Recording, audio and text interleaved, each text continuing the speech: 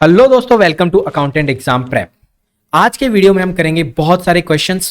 पहला जो टॉपिक होगा वो होगा capital expenditure, revenue expenditure, capital profit, revenue profit. इस टॉपिक से हम करेंगे पास्ट ईयर्स के क्वेश्चन। उसके बाद हम जो करेंगे वो है बैंक रिकंसिलिएशन स्टेटमेंट के कुछ पास्ट ईयर के क्वेश्चन और फिर बैंक रिकंसिलिएशन स्टेटमेंट के कुछ practice questions. Guys, exam date कभी भी अनाउंस कर सकता है आईबीपीएस। कोई अता पता नहीं है इस चीज़ का, कभी भी आईबीपीएस एग्जाम कंडक्ट करवा सकता है। हालांकि पहले एओ का एग्जाम होगा, इसीलिए थोड़ा सा कंफर्टेबल जोन में हो आप जूनियर अकाउंटेंट वाले जो भी लोग इस वीडियो को देख रहे हैं।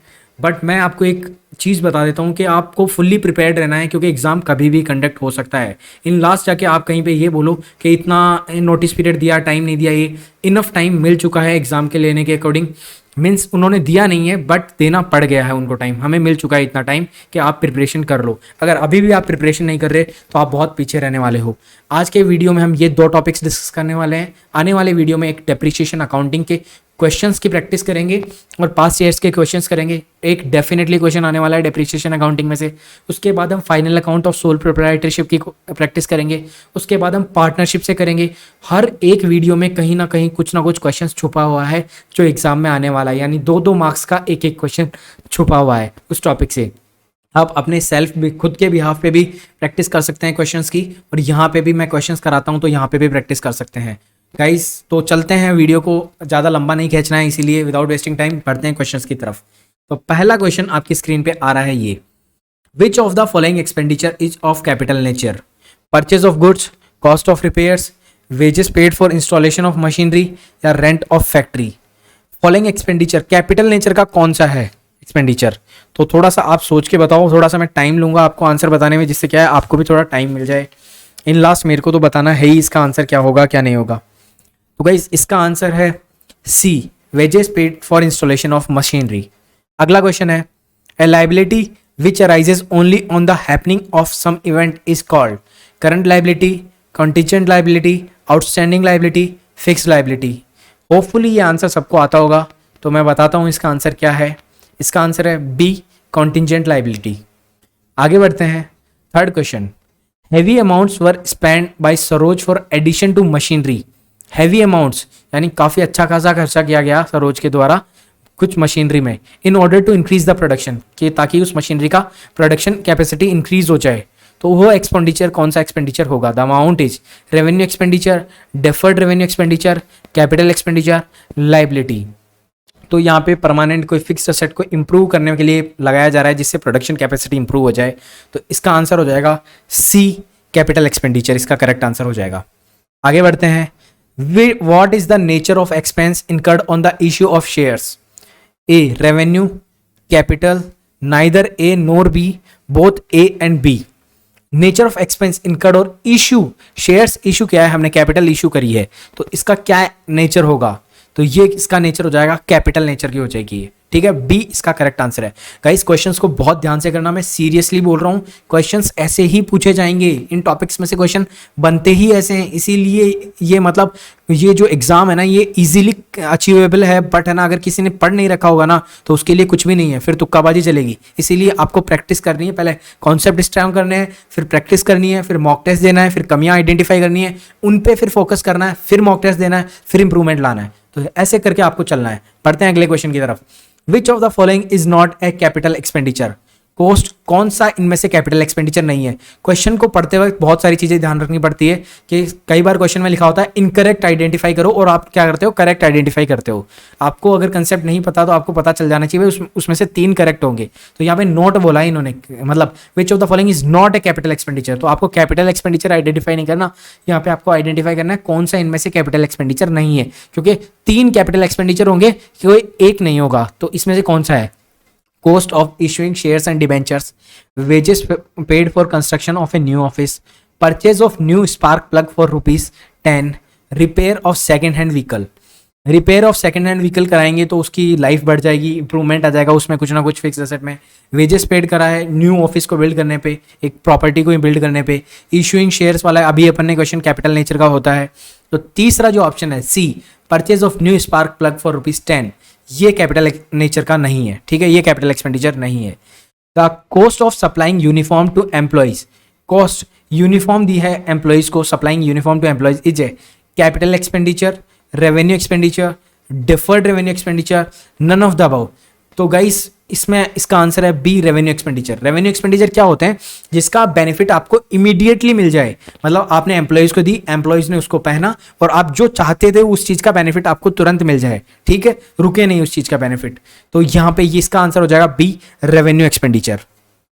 अगला क्वेश्चन है expenses incurred for obtaining a licence for starting a factory.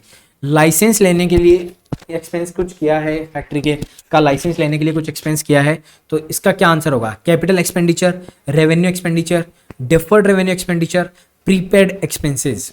इसका क्या आंसर हो जाएगा? सोच के बताइए मेरे को, ये इसका क्या आंसर होगा? मेरे को तो बताना है ही।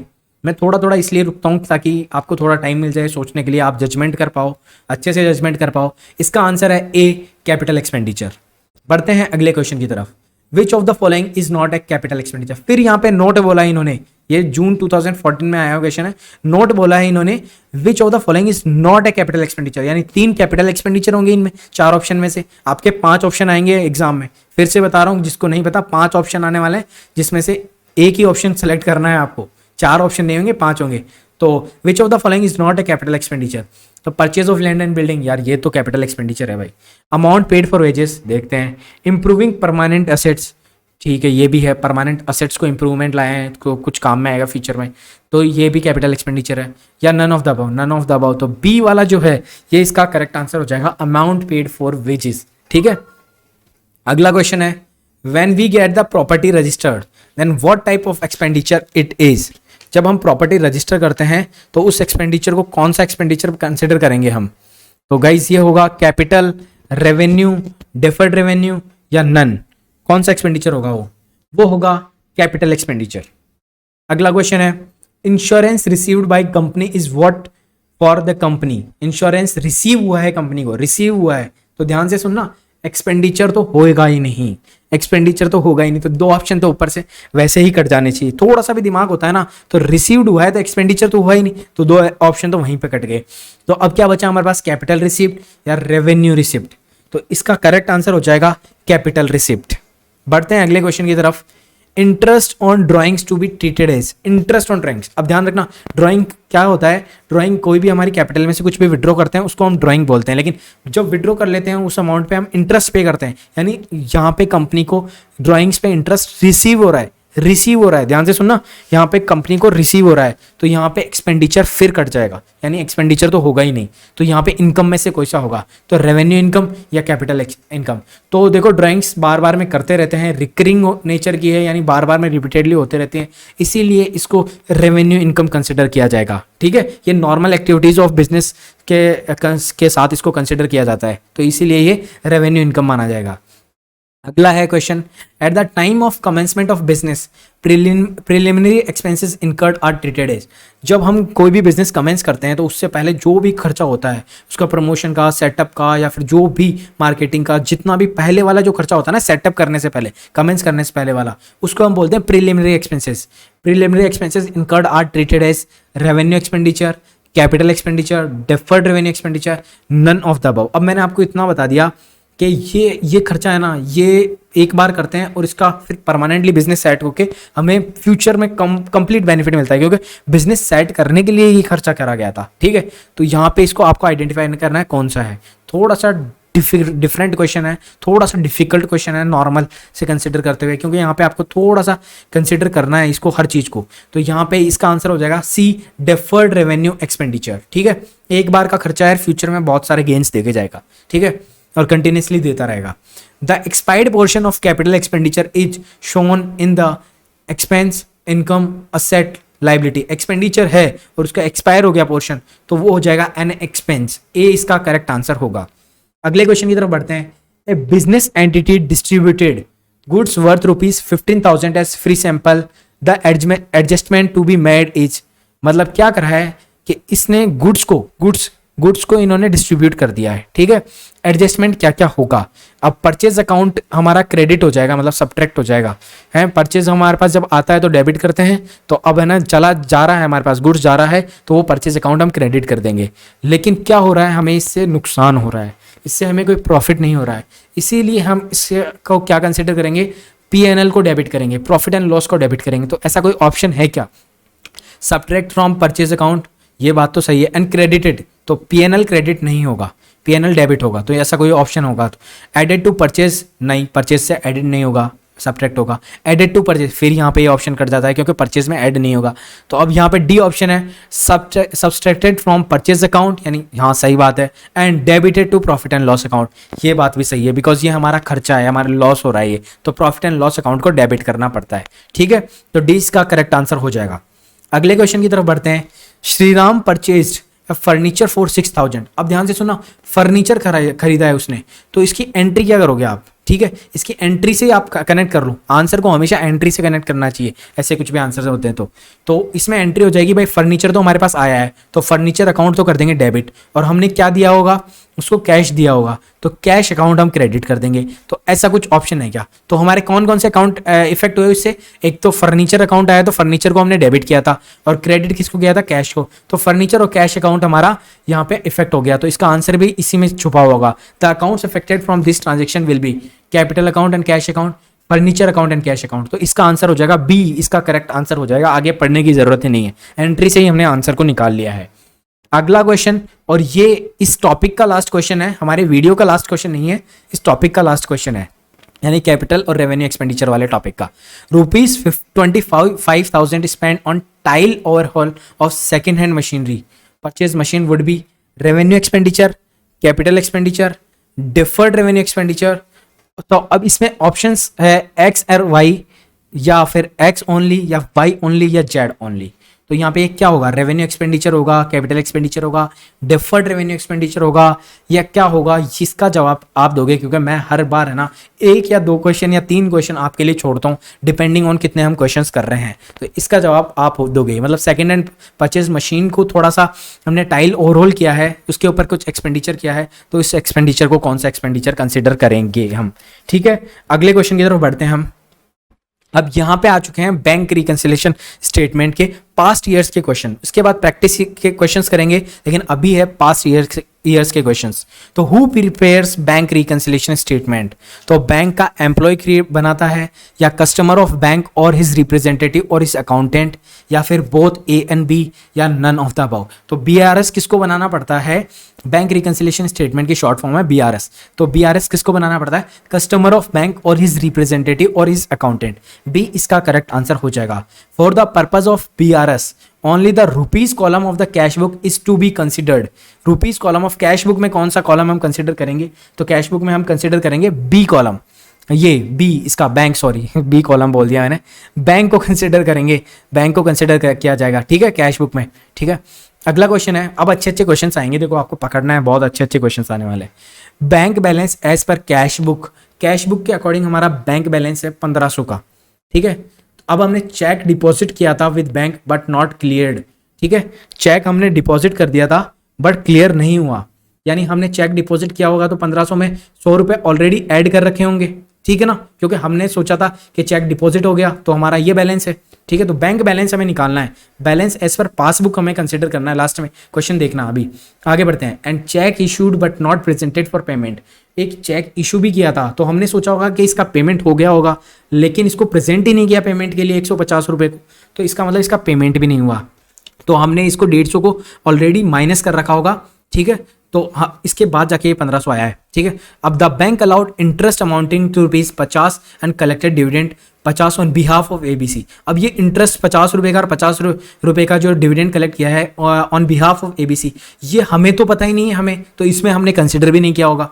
अब होगा क्या, यहाँ पे हमने क्या कर रखा है, 100 ऑलरेडी ऐड कर रखा है, क्योंकि चेक हमने डिपॉजिट किया था तो हमने सोचा 100 पड़ गया होगा, तो 100 रुपये लेस कर दो यहाँ पे। ठीक है, 1500 में से 100 लेस कर दो। और यहाँ पे क्या करा कि हमने सोचा कि 150 का पेमेंट हो गया, लेकिन वो प्रेजेंट ही नहीं हुआ चेक, तो वो नहीं हुआ, तो ये 150 ऐड कर दो। तो 100 लेस किए, 150 ऐड किए, तो नेट 50 अभी तक ऐड कर चुके। और ये इंटरेस्ट और कलेक्टेड डिविडेंड ये हमें अभी तक पता ही नहीं है कि हमारे पास क्रेडिट हो चुके हैं बैंक में, तो बैंक का क्या कितना बैलेंस होगा, तो 50 रुपये तो ऊपर वाले और ये दोनों 50-50 यानी इंटरेस्ट और कलेक्टेड डिविडेंड, इन दोनों को भी ऐड कर दो। तो ओवरऑल जो एडिशन हुआ है वो हुआ है 150 रुपये का 1500 में। 1500 में 150 रुपये का एडिशन हुआ, तो कुल मिला के बैलेंस कितना बचेगा हमारे पास, 1650 रुपये। यही आंसर होना चाहिए, ऑप्शन में भी है ये आंसर, और ये आंसर है थर्ड क्वेश्चन का आंसर है 1650 रुपए, बिल्कुल करेक्ट आंसर है। अगला क्वेश्चन है which of the following is true about bank reconciliation statement. Bank reconciliation statement need not to be prepared where the balances of cash book and passbook matches. यार मेरी इच्छा होती है कि मैं आगे तक बढ़ूं, लेकिन अगर जहाँ पे क्वेश्चन का आंसर ही पहले ऑप्शन में मिल जाए तो फिर इच्छा नहीं होती। तो इसका आंसर एक्चुअल में यही है, बाकी ऑप्शंस आप पढ़ लेना और ट्राई करना कि वो गलत लगते हैं या नहीं लगते आपको। मेरे को यहाँ पे पता चल गया कि ये स्टेटमेंट ट्रू है तो यही होगा। ठीक है, आगे बढ़ते हैं। Cash book shows debit balance of 10,000, cheque issued for ₹4,000 and cheque presented ₹3,000। ठीक है, चेक इशू कितने का हुआ? 4,000 का। चेक प्रेजेंट कितने का हुआ? 3,000 का। अब ध्यान से सुनना, यहाँ पे नेट इफेक्ट कितना आया है? 3,000 का ही नेट इफेक्ट आया है। लेकिन बात क्या है, हमने 10,000 रुपये ऑलरेडी माइनस कर रखे हैं। ठीक है, तो मतलब 10,000 रुपये हमने चेक इशू किया तो माइनस करने पड़ेंगे, लेकिन चेक प्रेजेंट हुआ 3,000 का, तो 1,000 का हमें प्रॉफिट हो गया। मतलब 1,000 अभी भी हमारे बैंक में से नहीं गए, तो हमें 1,000 को ऐड कर देना है। 4,000 माइनस करेंगे, 1,000 ऐड कर देंगे।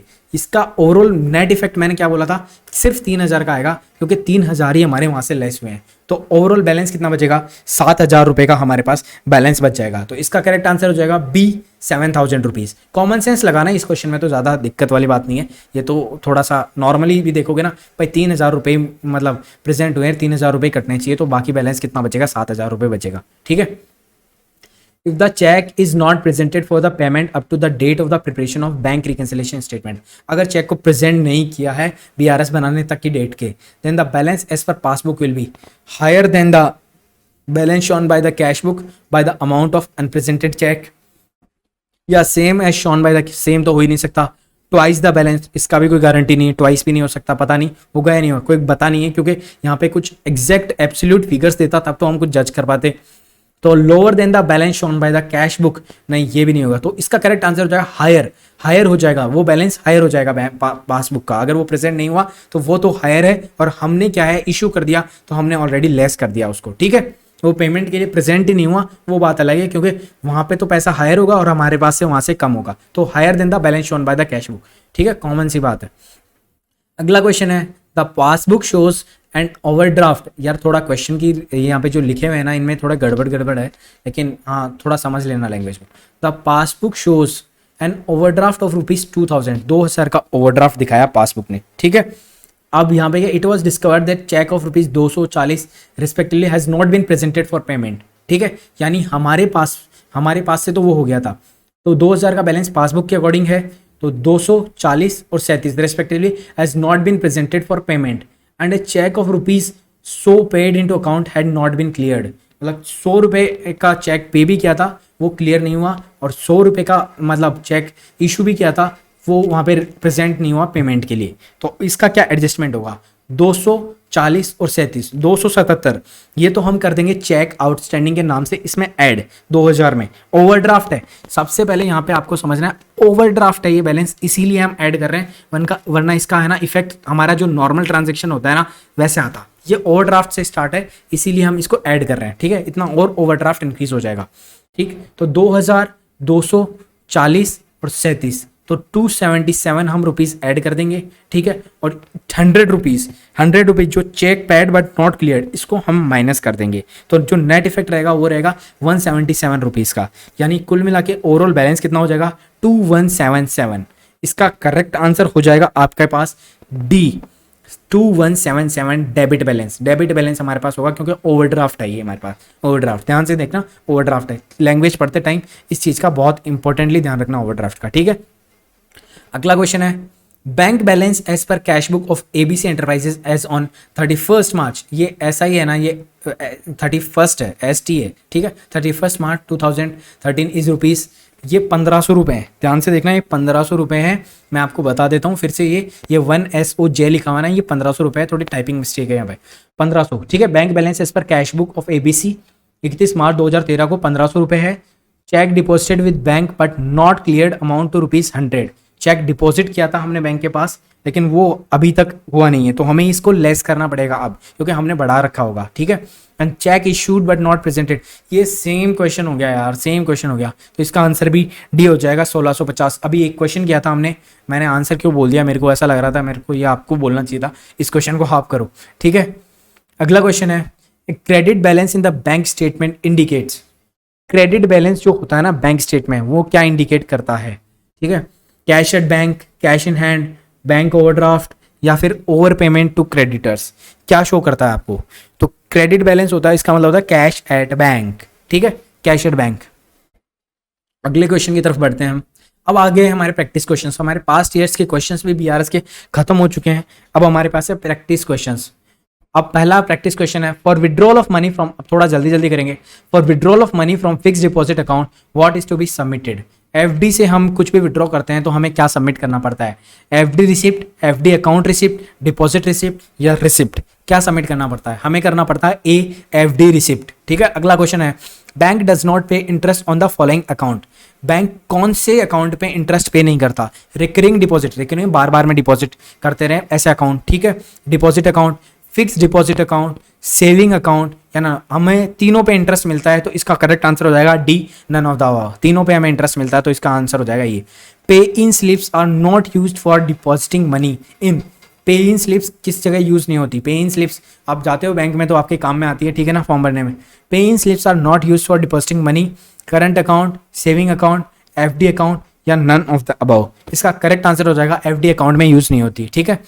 एक्स डिपॉजिटेड ₹500 इन बैंक अकाउंट, बैंक अकाउंट में 500 रुपये जमा कराए तो आप क्या एंट्री करोगे, एक बात ध्यान से सोचना, एंट्री के अकॉर्डिंग, मैंने पहले बोला था एंट्री के अकॉर्डिंग सोचना। बैंक में हमने 500 रुपये जमा कराए तो आपकी एंट्री होगी bank account debit to cash account, क्योंकि हमारे पास कैश था उसको हमने बैंक में जमा करा दिया तो हमारा बैंक का तो बैलेंस बढ़ जाएगा और कैश कम हो जाएगा, इसका मतलब bank account debit to cash account. तो हमारे पास यहाँ पे जो ऑप्शन है उसमें क्या है, bank account will be credited, bank account will be debited, saving account will be debited, all of the above. तो यहाँ पे इसका करेक्ट आंसर है B, bank account will be debited. अगला क्वेश्चन है, purpose of preparing a bank reconciliation statement is to ascertain that difference between the cash book balance and the bank statement balance has been accounted for, correct errors in the cash book or error in the bank statement, amend the balances of bank statement of the firm, amend the balances in the cash book of the firm। इसका correct answer हो जाएगा amend the balances of bank statement, bank में जो होता है ना passbook के according balance, उसको हमें अमेंड कर सकें, ठीक है। अगला क्वेश्चन है, for keeping the bank passbook up to the date the responsibility is pass on to bank, client, creditor, या ऑल ऑफ द अबव। इसका करेक्ट आंसर हो जाएगा क्लाइंट। गाइज मैं इतनी मेहनत कर रहा हूँ आपके लिए, इतने एफर्ट्स डाल रहा हूँ, इतना तो मैं एक्सपेक्ट कर सकता हूँ कि आप इस वीडियो को अभी तक देख रहे हैं तो थैंक यू सो मच। अब वीडियो को यार प्लीज़ पॉज करो और उसको पहले लाइक करो, पहले लाइक करना बनता है वीडियो को, क्योंकि क्वेश्चंस बहुत प्यारे आ रहे हैं, बहुत सुंदर, बहुत ही सुशील क्वेश्चन आ रहे हैं जो सीधा चिपक के आपको देखने को मिल जाएंगे। और जब देखने को मिलेंगे तो आप दिल में दुआ दोगे मेरे को कि हाँ इस चैनल को सही पकड़ रखा था हमने। तो अब वीडियो को लाइक करे बिना जाने का नहीं है, क्योंकि बहुत से लोग इस लाइक को इग्नोर मारते हैं, लेकिन इस इफर्ट्स को देखते हुए प्लीज़ लाइक करना वीडियो को। बढ़ते हैं आगे 7th क्वेश्चन की तरफ। It is not true for bank reconciliation statement that the bank balance is as per, कौन सा ट्रू नहीं, it is not true for bank reconciliation that the bank balance as per cash book and passbook are same, able same है, something are है, ठीक है। Prepared on a particular date, a single transaction, कौन सा true नहीं है बताना है। A single transaction is recorded both in bank passbook as well as bank cash book, the transaction in the cash book once recorded as per client new point, ठीक है। तो कुछ थोड़े हेक्टिक से पॉइंट है यहाँ पे, तो इसका करेक्ट आंसर हो जाएगा E, that the bank balance as per cash book and the passbook are to be same, ठीक है। ये वो नहीं है, क्या बोलते हैं, ये ट्रू नहीं है। अगला पॉइंट है, सॉरी थोड़ा सा क्या कंफ्यूज हो गया मैं भी। Bank reconciliation sometimes points to the need for adjusting entries invariably how should it be done, कैसे करा जाता है ये सब कुछ, ठीक है। The reconciliation of the ending balance per the balance bank statement to the adjusted cash balance, the reconciliation of the cash balance per the company records to the adjusted cash balance, या both A and B, या none of the above. इसका correct answer हो जाएगा A, the reconciliation of the ending balance as per the bank statement to the adjusted cash balance, ऐसे ही तो करते हैं हम, ठीक है। एट द हैपनिंग ऑफ, एक सेकेंड, हाँ अगला क्वेश्चन है, at the happening of below mentioned event what will happen, a cheque is deposited with the bank. अगर चेक डिपॉजिट किया है हमने बैंक में, एक चेक हमने डिपॉजिट कर दिया है बैंक में, तो अब क्या होगा, bank passbook will be credited, bank passbook will be debited, bank column in cash book is debited, bank column in cash book is credited. इसका करेक्ट आंसर हो जाएगा bank column in cash book is debited. Bank column cash book में debit हो जाएगा क्योंकि हमने bank में जमा करा दिया है, ठीक है, चेक इशू कर दिया है बैंक से, ठीक है, चेक डिपॉजिट कर दिया, सॉरी इशू क्या कर दिया। Collection charges and incidental charges are first reflected in, collection charges और इंसिडेंटल चार्ज, बहुत ही कॉमन सेंस का क्वेश्चन है, सीरियसली मैन यार ये क्या क्वेश्चन है। तो कलेक्शन चार्जेस और incidental charges are first reflected in passbook, cash book, bank statement, none of the above. Hopefully आप सबको इसका आंसर पता होगा और आपने अभी क्वेश्चन पढ़ने से पहले पहले आपने इसका जवाब भी दे दिया होगा, लेकिन मैं दे देता हूँ, छोड़ता नहीं हूँ आप पे। इसका आंसर है ए पासबुक, ठीक है। अगला क्वेश्चन है the proper treatment of unrecorded deposits, deposit in transit जो होते हैं ना, unrecorded deposits on a bank reconciliation statement is shown them as an addition as per book balance of cash, deduction as per book balance of cash, addition पर bank statement balance या deduction पर bank statement balance. तो ये हो जाएगा addition as per bank statement balance, ठीक है, सी इसका करेक्ट आंसर हो जाएगा। ट्रांजिट होता है तब। द प्रॉपर ट्रीटमेंट ऑफ, ये तो हमने कर लिया, ठीक है। Some of the transaction that is dependent on bank statement are, कौन कुछ ऐसे ट्रांजेक्शन है जो सिर्फ बैंक स्टेटमेंट पर डिपेंड करता है, वो है collection charges, dividend received, rent received या all of the above. Common सी बात है, ऑल ऑफ द अबव इसका करेक्ट आंसर है। अगला क्वेश्चन है 13th क्वेश्चन, हमने क्लिक नहीं किया क्या, ओके किया है, तो थोड़ा सा क्वेश्चन ऊपर से पढ़ना। Bank reconciliation statement points out credibility of the balance shown in passbook, saving account, FD account, recurring deposit account.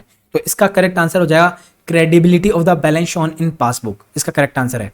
Bank reconciliation statement is prepared on yearly basis from Jan to December, current certain period basis या as on particular date या both A and B. इसका correct answer है D, both A and B. अगला question है base of reconciliation statement is balance shown in cash book, balance shown in passbook, either A or B, nor A or B. Base of reconciliation statement दोनों ही हो सकता है, बहुत ही बड़ी बात है। अगर आपको बेस समझ में आ गया ना, बेस किसको मानना है, कैश बुक को मानना है, पासबुक को, तो आपका बीआरएस सारा कंप्लीट हो जाता है, सारा सही ढंग से कर सकते हो इसके प्रैक्टिकल क्वेश्चंस इजीली। तो यहाँ पे दोनों आइदर ए और बी, सी इसका करेक्ट आंसर है। अगला क्वेश्चन है N enterprises take cash book balance as the base, यानी अब यहाँ पे कैश बुक बैलेंस को, कैश बुक को है ना बेस माना है यहाँ पे। For preparation of BRS some of the bank charges have been put, these charges will be added in cash book, deducted in cash book, nothing is to be done for this entry. अब यहाँ पे cash book में तो इस charges का पता ही नहीं होगा है, तो यहाँ पे हम क्या करेंगे, इस चार्जेस को डिडक्ट कर देंगे, डिडक्ट करना पड़ेगा इसको, क्योंकि हमारे पास तो बड़े हुए रहेंगे ये चीज, बैंक में ये चार्जेस लग चुके हैं, ठीक है। अगला क्वेश्चन है in case of enterprises having an overdraft facility the bank reconciliation statement treats all the cheque deposited but not cleared in the cash book to be added, deducted, to be revalued only in passbook या to be revealed only in cash book. Revalued नहीं था, वो revealed था। To be revealed only in cash book या to be revealed only in passbook. तो इसका correct answer हो जाएगा ए, एडेड करेंगे, ऐड करेंगे उसको, ठीक है। अगला क्वेश्चन है overdraft balance as per cash book will be, overdraft है, ध्यान से सुनना, ओवरड्राफ्ट है, ठीक है, shown in minus column of the bank reconciliation statement, shown in plus column of, ये ही करेक्ट आंसर है यार, मैं क्या बोलूँ इस चीज में यार, अगर थोड़ा सा दिमाग लगाओगे ना तो सारा चीज समझ में आएगा बैंक बीआरएस का। इसका करेक्ट आंसर है B, shown in plus column of BRS, shown plus column में शो करते हैं इस चीज को। अगला क्वेश्चन है bank objective is to, bank का क्या ऑब्जेक्टिव होता है, ठीक है, collect money on behalf of client, give loan to client, accept deposits of client, all of the above. इसका आंसर आप कमेंट कर सकते हो, कुछ भी कर सकते हो, पता कर सकते हो, इसका जवाब मैं नहीं दूंगा, ठीक है। इससे ज़्यादा इजी क्वेश्चन नहीं पूछ सकते यार, जूनियर अकाउंटेंट में ऐसे क्वेश्चन भी पूछे जाते हैं, इसको लाइटली मत लेना।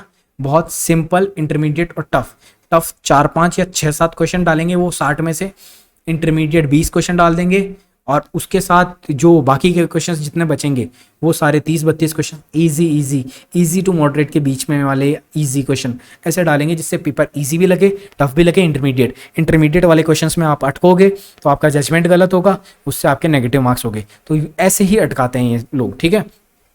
बैंक ऑब्जेक्टिव, और सीरियसली यार जो कॉमर्स वाले होते हैं ना उनके नंबर कॉमर्स में ही आते हैं, वहाँ पे दूसरे सब्जेक्ट में नंबर नहीं आते इतने ज़्यादा, कॉमर्स में ही खींचते हैं, इसीलिए उनका सिलेक्शन होता है। अगला क्वेश्चन है बैंक ऑब्जेक्टिव, ये तो बात हो ही गई अपनी। अगला क्वेश्चन है proper treatment of outstanding cheques on a bank reconciliation is to show them as addition as per the balance of cash, deduction as per the book balance of cash, addition as per the bank statement balance, deduction as per the bank statement balance. तो इसका correct answer हो जाएगा deduction as per the bank statement balance, ठीक है, outstanding cheque का। ठीक, अगला question है favourable balance of cash book implies that credit balance of cash book, debit balance of cash book, bank overdraft, adjusted balance of cash book.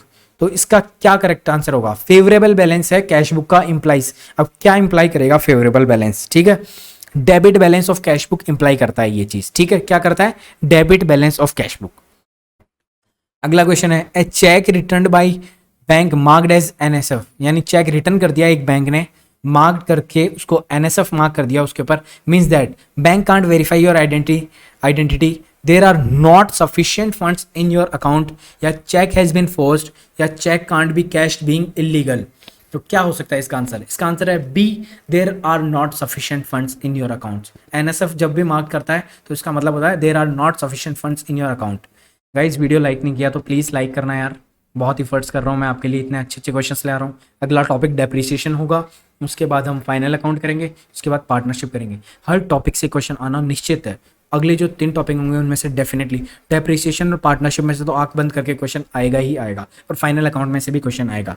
ठीक है, in the bank reconciliation statement deposit in transit is usually subtracted from bank balance, added to bank balance, added to cash book balance, subtracted from cash book balance।